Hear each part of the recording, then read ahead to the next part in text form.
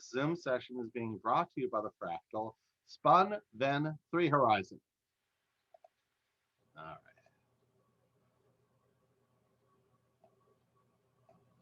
All right. For today, we'll be taking on radical expressions and functions 7.1 and 7.2, rational exponents. Okay. We start with a square. Its area is A, its side is S. For some reason, the side is also called the root of the square. I don't know why, but that's the term. And A equals S times S, S squared. Okay, so given S, you can find A. S is 0, A is 0, S is 1, A is 1, S is 2, A is 4, S is 3, A is 9. But suppose we want to go the other way around. And given A, find S. Well, we have a name for that.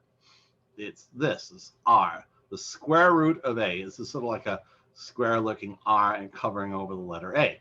So, square root of A is the solution. Well, it's a positive solution to square root of A squared equals A. Now, it turns out there's two solutions. 2 squared is 4, negative 2 squared is 4. So you'd say that 4 has two square roots, 2 and negative 2. But this root A sign is generally will be the positive solution. So for example, what squared is 0? 0. What squared is 1? 1. What squared is 4? 2. Ooh.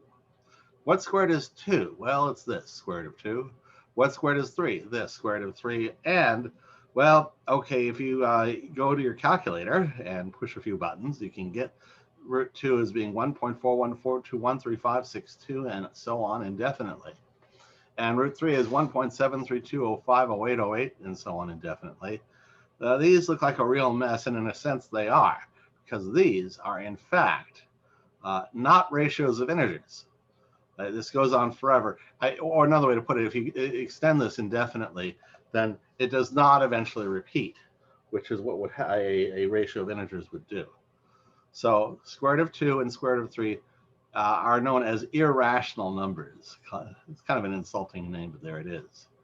If A equals a ratio of squares of integers, or square of a rational number, then square root of A is P over Q, a rational number. If A is not the square of a rational number, then it is not a rational ratio of integers.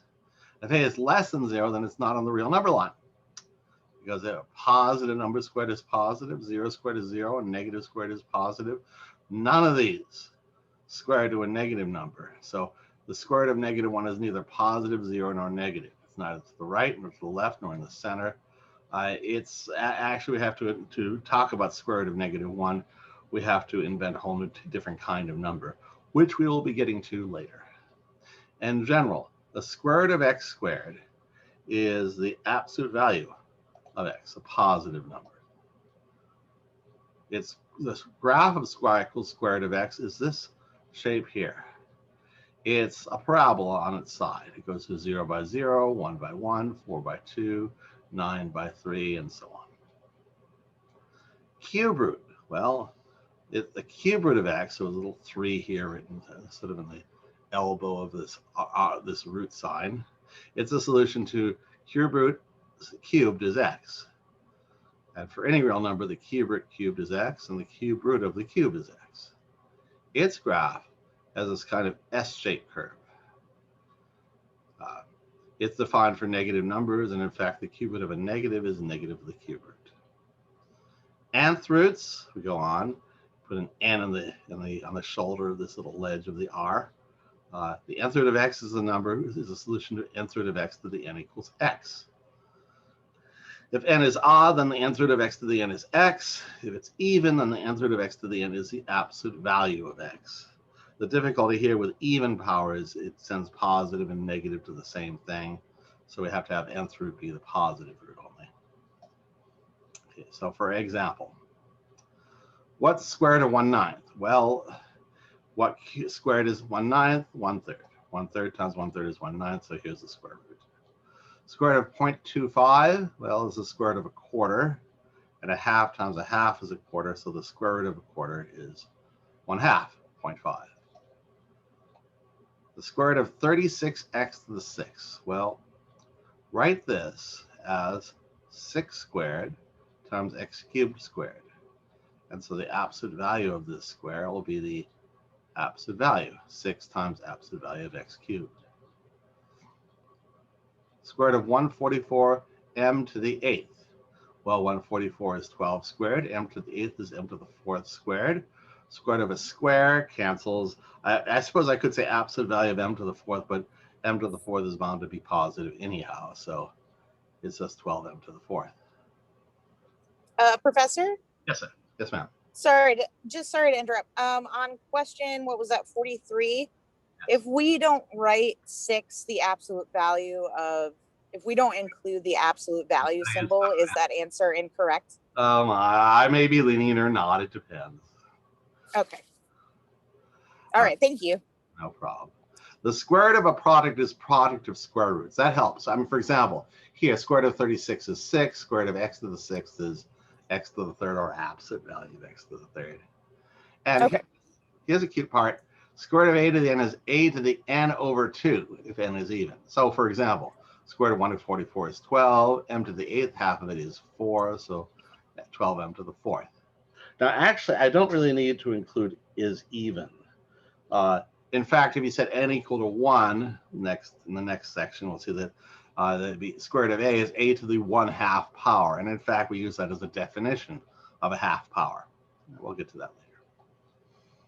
Here they ask for f of x is square root of 3x plus 1. Oh, by the way, when you draw a square root sign, please draw it long enough to include everything underneath it.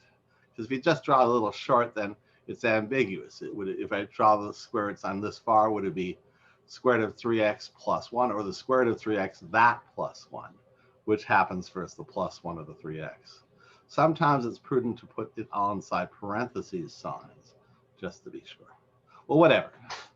And when we get to the quadratic formula, I think that's in fact very important, because you have the square root of a long expression, and you want to make sure you're taking the square root of the whole thing. Anyhow, so here's what's f of 8, what's f of 2? Well, plug an 8 in for x. F of 8 is 3 times 8 plus 1. That's 24 plus 1. So square root of 25. And 5 times 5 is 25. So square root of 25 is 5.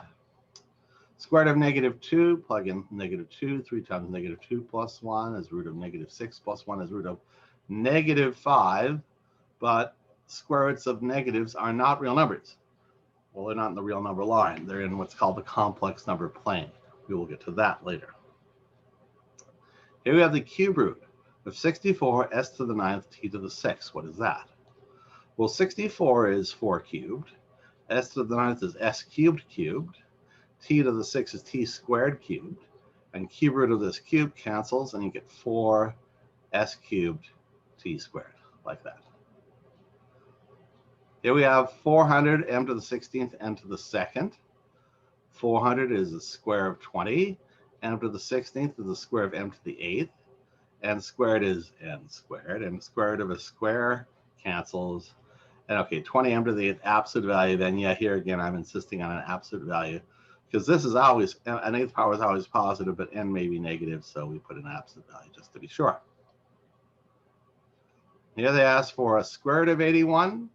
And a 4th root of 81. Well, 81 is 9 squared, so its square root is 9. 81 is also 3 to the 4th, so its 4th root is 3. And by the way, if you have a calculator, you should be able to. There will probably be a square root sign, and maybe an nth root sign, but not it. So that's that for this one.